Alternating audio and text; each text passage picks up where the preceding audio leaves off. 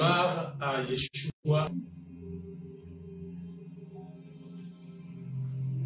Nous bénissons le Seigneur ce matin, dimanche 21 septembre 2025. Que toute la gloire lui soit rendue, parce qu'il est celui qui se porte garant de nos vies, de la vie de ceux qui se confient en lui. Le Seigneur nous appelle à nous repentir et à renoncer à tout ce qui se pose à sa volonté, que sa gloire s'accomplisse dans nos vies. Tout ce qui entrave les desseins de Dieu, tout ce qui empêche le plan de Dieu de se réaliser, nous devons nous en repentir et renoncer à cela. C'est Jésus qui nous dit dans Matthieu chapitre 6, verset 33, que nous devons chercher premièrement le royaume de Dieu, sa justice, alors toutes autres choses nous seront données par-dessus tout. Ce que nous constatons dans la parole de Dieu et dans la vie de tous les jours, c'est que Dieu juge sévèrement tout ce qui s'oppose, n'est-ce pas, à sa volonté, tout ce qui n'assemble pas pour son œuvre.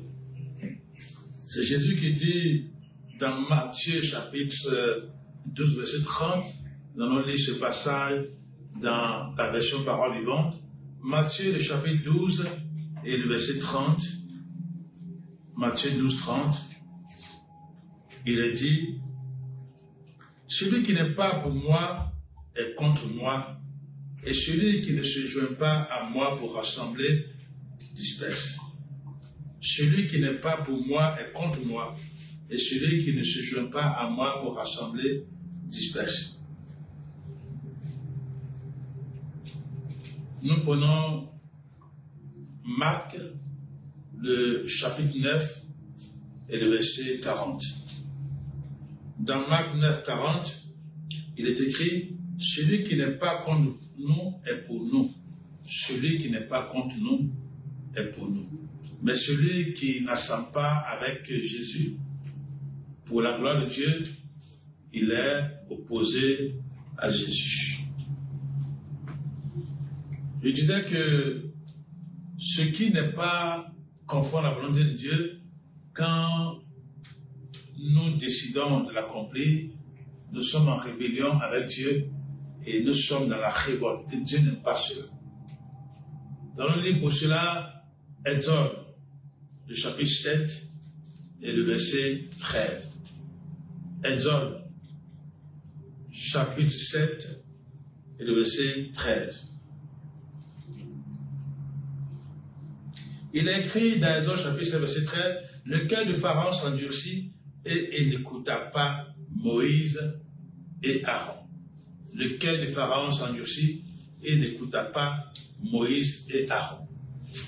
Nous allons un peu plus avant, en arrière plutôt, au chapitre 5, Exode chapitre 5, verset 1. Moïse et Aaron allèrent ensuite annoncer au Pharaon, voici ce que dit l'Éternel, le Dieu d'Israël, laisse partir mon peuple pour qu'il célèbre une fête en mon honneur dans le désert. Verset 2, le Pharaon répondit, qui est l'Éternel pour que j'obéisse à ses ordres, en laissant partir Israël? Je ne connais pas l'Éternel et je ne laisserai pas partir Israël.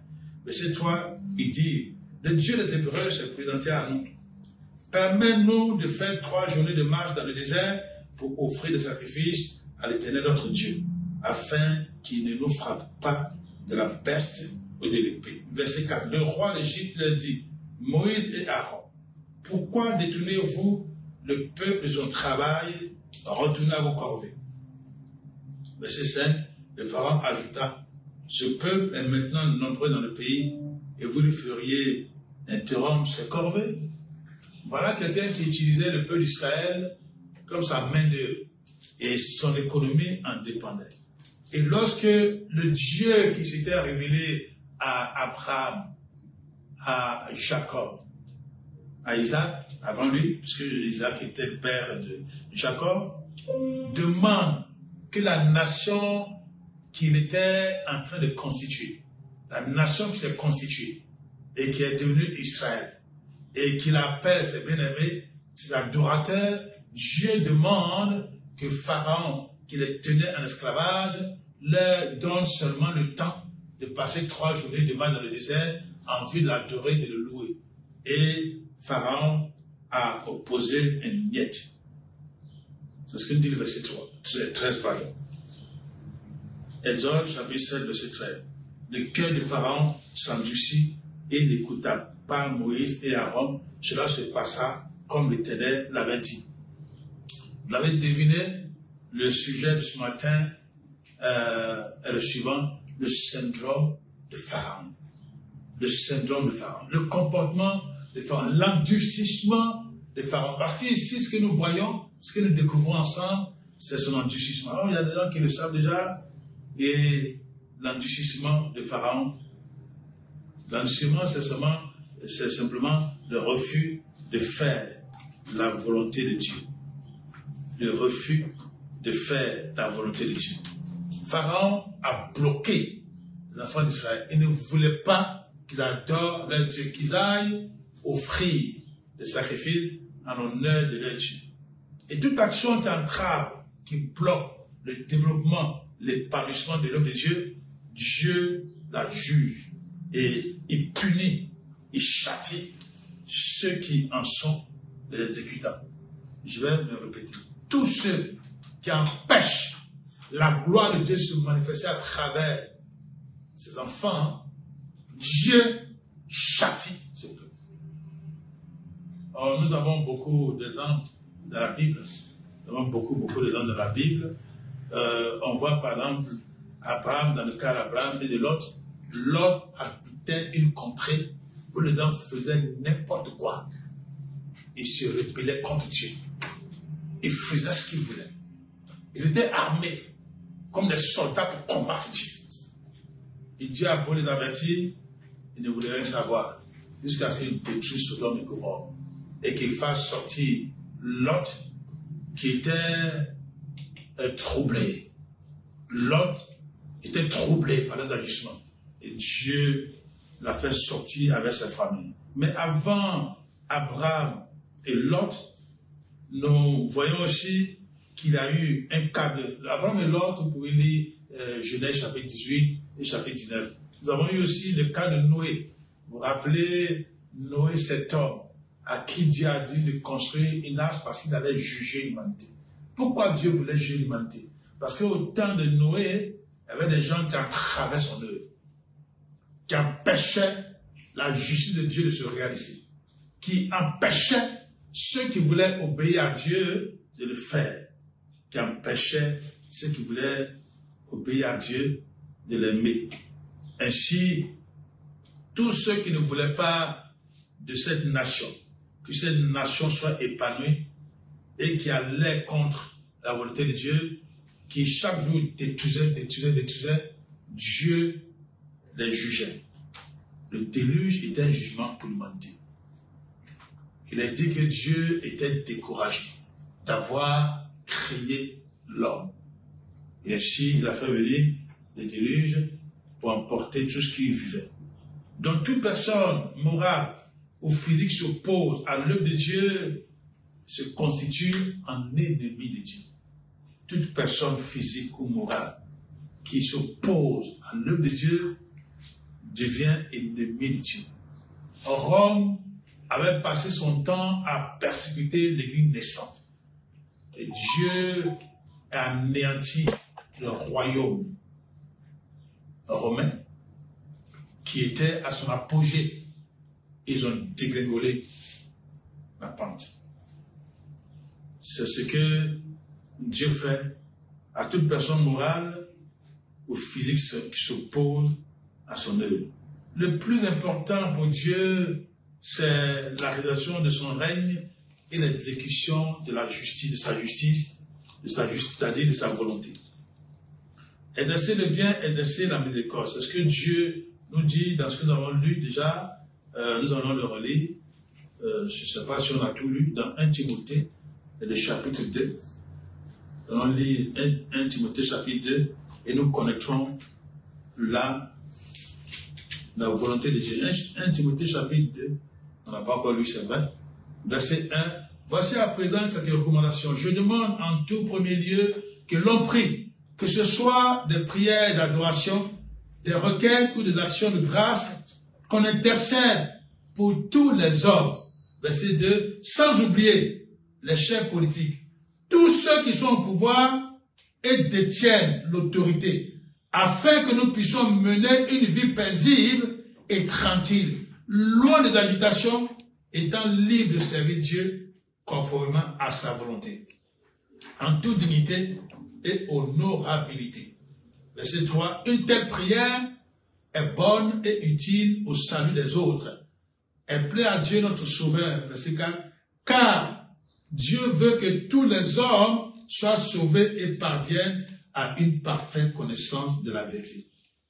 Paul exhorte les chrétiens à prier pour le salut des gens. Parce que c'est la volonté de Dieu. Il veut que tous les hommes soient sauvés. D'ailleurs, c'est ce qu'il a dit. C'est ce que Christ a dit. Allez faire de tous les peuples mes disciples et enseignez-leur à obéir ce que je vous ai dit. Dans Matthieu chapitre 28, verset 19. Allez donc dans le monde entier, faites des disciples parmi tous les peuples, baptisez-les au nom du Père, du Fils, du Saint-Esprit, verset 20, et apprenez-leur à observer tout ce que je vous ai prescrit. Voilà. Et donc, la volonté de Dieu, c'est que les gens parviennent à la vérité, c'est qu'ils soient sauvés, et que ceux qui s'est choisis puissent être libres d'adorer Dieu. Si nous relisons le verset 2 de 1 Timothée chapitre 2, il dit que dans nos prières, nous ne devons pas oublier les chefs politiques, tous ceux qui sont au pouvoir et détiennent l'autorité, afin que nous puissions mener une vie paisible et tranquille, loin des agitations, étant libres de servir Dieu conformément à sa volonté, en toute dignité et honorabilité. Dieu tient à cela, que nous le servions conformément à ce qu'il veut. Donc, quand il voit des entraves, alors il est obligé d'agir. Dans 2 Timothée, le chapitre 2, le verset 8. 2 Timothée, chapitre 2, verset 8, il est dit, n'oublie jamais que Jésus-Christ, le Fils de Dieu, est ressuscité entre les morts. C'est le thème de mon évangile. Verset 9, c'est pour ce message que j'endure de telles souffrances. C'est à cause de lui que je suis maltraité et enchaîné comme un criminel. Mais le message divin n'est pas lié pour autant. La parole de Dieu ne se laisse pas emprisonner. Voilà pourquoi je supporte patiemment toutes ces épreuves afin que les élus parviennent au salut et deviennent participants de la gloire éternelle préparée pour tous ceux qui vivent en communion avec Jésus-Christ. Donc nous comprenons que le plus grand désir de Dieu, c'est que nous puissions le glorifier, j'allais dire dans un climat apaisé. Et ceux qui font en sorte qu'il n'y ait pas de sécurité et qui empêchent l'œuvre de Dieu de s'accomplir, Dieu sévit. Dieu sévit. Dieu règle ses comptes. Dieu juge. Pharaon l'a appris, Pharaon et son royaume l'ont appris à leur dépens. Parce qu'ils ont voulu empêcher les gens d'adorer Dieu. Aujourd'hui, dans le monde entier, il y a beaucoup d'obstacles à l'adoration de Dieu. Il y a beaucoup d'obstacles à l'accomplissement de la volonté de Dieu. Et c'est pour ça que nous lisons les prophéties qui concernent le jugement. Dieu est obligé de bouleverser le monde parce qu'il y a des gens qui ont choisi le mauvais côté. On se rappelle, lorsque Jonas est allé prêcher à Ninive, pour leur dire encore 40 jours et Ninive sera détruite. Cette ville, le roi de Ninive, avec ses concitoyens, se sont humiliés. Ils ont demandé pardon à Dieu. Ils ont jeûné pendant 3 jours. Et le récit de Jonas nous dit que le roi même a contraint les animaux aussi à jeûner. Et le résultat, c'est quoi? Comme ils sont repentis, Dieu a épargné Ninive. Aujourd'hui, beaucoup de nations, au contraire, nargue Dieu. Il s'oppose à Dieu. Il défie Dieu. Lorsqu'on défie Dieu, il glorifie son nom parce qu'il est le Dieu de toute autorité, de tout esprit et de toute puissance. Il est dit dans Proverbe chapitre 14, verset 34, « La justice élève une nation, mais le péché est la honte des peuples. » Malgré tout, Dieu dans sa souveraineté, dans sa patience, dans sa préscience, dans son omniscience, peut retarder, différer les choses pour demander que les gens soient, pour permettre aux méchants de se repentir, aux figuiers de produire grâce à l'intercession, grâce aux prières de ses serviteurs fidèles. Ça veut dire que parfois, quand les juments qui doivent frapper les gens, frapper les persécuteurs, frapper les nations, tardent à venir, les gens s'en disent, oh, vous là, ce que vous nous avez dit là, c'est faux, hein? Ce sont des paroles en l'air, vous racontez votre vie. Ils s'enfoncent davantage dans la méchanceté. Mais c'est parce que Dieu veut leur donner le temps de se repentir. Nous avons lu pour cela Luc chapitre 13, versets 6 à 9. Luc, c'est le troisième évangile. Luc, le chapitre 13, nous allons lire du verset 6 au verset 9. Luc 13, verset 6 à 9. Si tu sais que tu campes le syndrome de Pharaon, il faut t'en débarrasser en te repentant, en renonçant aux choses qui ne plaisent pas à Dieu. Luc chapitre 13, verset 6 à 9, Christ leur raconta cette parabole. Un homme avait un figuier dans sa vigne. Un jour, il voulut cueillir des figues, mais n'en trouva pas une seule. Verset 7, alors il dit à celui qui s'occupait de sa vigne, cela fait 3 ans que je viens chercher des figues à cet arbre et il ne m'en a pas encore donné une seule. Arrache-le, je ne vois pas pourquoi il occupe la place inutilement. Verset 8, maître, lui répondit l'homme, laisse-le encore une année, je bêcherai la terre tout autour et j'y mettrai du fumier, de l'engrais. Verset 9, peut-être qu'il portera des fruits à la saison prochaine. Sinon, s'il ne porte pas de fruits, il sera toujours temps de l'arracher. Voilà quelqu'un qui a intercédé, qui a prié, qui a fait une demande pour ne pas que le figuier qui ne produisait pas soit arraché. C'est comme ça que Dieu écoute la prière de ses servants, de ses serviteurs, pour t'épargner le pire, pour t'épargner les malheurs que tu mérites.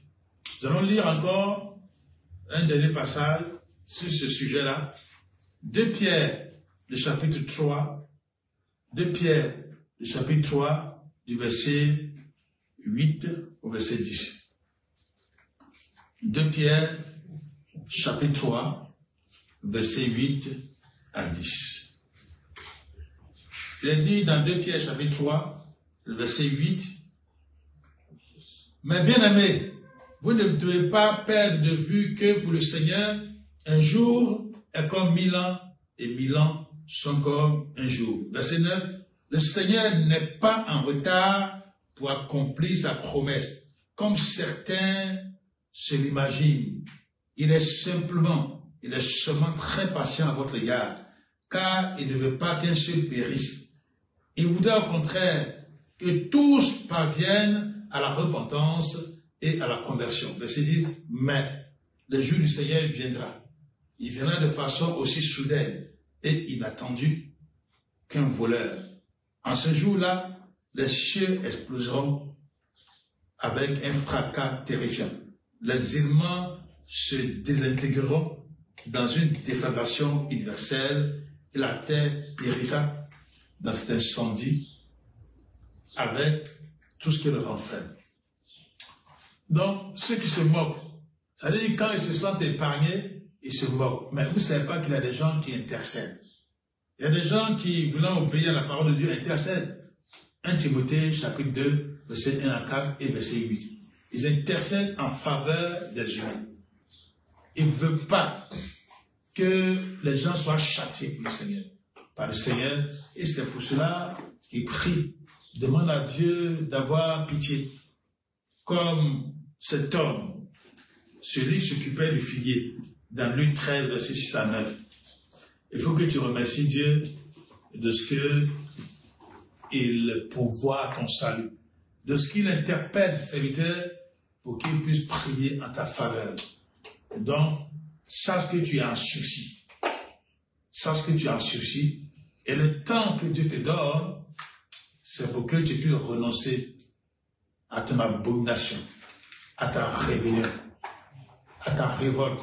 C'est que tu puisses demander pardon à Dieu et que tu laisses son œuvre continuer. Parce que ton action empêche l'œuvre de Dieu de s'accomplir. Ton action empêche la volonté de Dieu de s'accomplir. Or, personne ne peut résister à la volonté de Dieu.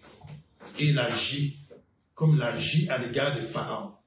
Pharaon, dans son incrédulité, dans son endurcissement, dans son refus de laisser partir le peuple d'Israël pour servir Dieu, a été tout simplement jugé et de la manière la plus sévère possible. Pour que tu comprennes que Dieu te demande de chercher son royaume en premier, sa justice en premier. Alors, ce que tu désires, ce que ton cœur désire, il te le donnera. Dans Job chapitre 15, verset 31 à 35, Job dans Job 15, 31 à 35, il parlait de personnes arrogantes qui voudraient s'opposer à Dieu, narguer Dieu, défier Dieu. Et celui qui parlait, je vais bien voir, c'est un des trois amis de Job, il mettait ainsi en garde contre de telles personnes. Il les mettait en garde contre la révolte contre Dieu. Job chapitre 15, c'était l'intervention d'Éliphaz. Job chapitre 15, verset 31. Il dit qu'il ne se fie pas à la fausseté, il serait déçu car c'est la fausseté qui serait sa récompense. Dans le second, il a dit le mal qu'il utilise sera sa récompense. Et verset 32, cela s'accomplira avant la fin de ses jours et son rameau, ne verdira plus. Comme une vigne, verset 33, il se dépouillera de ses fruits, encore vert comme un olivier, il sera tombé, il fera tomber ses fleurs. C'est-à-dire, il y a des gens qui pensent qu'en se posant à l'œuvre de Dieu, en se posant à la volonté de Dieu, ils vont s'en sortir. Il y a des gens qui pensent qu'en utilisant le mal comme arme, ils vont s'en sortir. Mais il est dit ici que le mal qu'ils utilisent sera leur récompense. Le mal qu'ils utilisent, ils ne vont pas échapper. Et il y a des gens qui se disent, de toute façon, moi je crée la chienlit, je crée des problèmes, je ne veux pas obéir à Dieu, je fais ce que je veux, parce que le malheur qui va survenir là n'arrivera pas en tout temps. N'arrivera pas quand je serai encore en vie. Non, il est dit ici qu'il se trompe. Parce que non seulement lui sera châtié pendant sa vie, mais il prive sa descendance du bonheur. Il prive sa descendance de la paix, de la joie. Il faut que tu comprennes que les actes que tu poses auront une répercussion sur ta descendance. Il y a beaucoup de gens qui ont fait ce qu'ils voulaient quitter, idolâtres. Et comme l'a dit dans Exode chapitre 20, ce sont les descendants qui en ont souffert jusqu'à la 3e, 4e génération. Il faut que tu prennes soin d'épargner à ta descendance de tels malheurs. Repends-toi et ne sois pas comme Pharaon. Ne te pose pas à l'œuvre de Dieu. Ne te pose pas à la justice de Dieu. Sois quelqu'un qui cherche toujours à coopérer avec Dieu. Recherche la face de Dieu. Cherche à ce que le règne de Dieu s'étende. Cherche à ce que la justice de Dieu s'accomplisse dans ta vie. Pour sa gloire, pour ton bonheur et celui de tes descendants, au nom de Jésus. Amen.